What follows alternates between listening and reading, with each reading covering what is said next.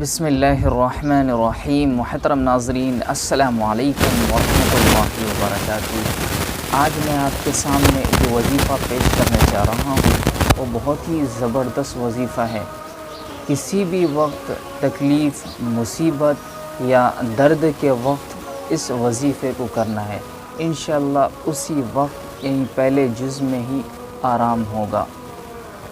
حضرت مفتی اظہر ولی رحمۃ اللہ علیہ نے یہ وظیفہ بتایا ہوا ہے، بہت ہی زبردست وظیفہ ہے۔ انہوں نے یہ بات مولانا اشرف علی تھانوی رحمۃ اللہ علیہ سے نقل کی، یعنی اس وظیفے کو مولانا اشرف علی تھانوی سے نقل کیا ہے۔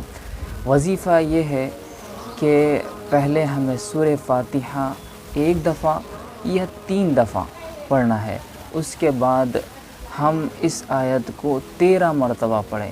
وَلَهُ مَا سَكَنَ فِي اللَّيْلِ وَالنَّهَارِ وَهُوَ السَّمِيعُ الْعَلِيمُ، اور اس کے بعد 3 دفعہ درود ابراہیمی پڑھیں۔ اور جسم میں جہاں بھی تکلیف ہو، اگر جسم درد کر رہا ہو تو سارے جسم پر اس کو پڑھ کر دم کر لے، یا جسم کے جس کسی حصے میں تکلیف ہو وہاں پر اس وظیفے کو ہم دم کریں، انشاءاللہ پہلے جز میں ہی آرام ہوگا۔ اللہ سے دعا ہے کہ اللہ ہمیں عمل کرنے کی توفیق عطا فرمائے۔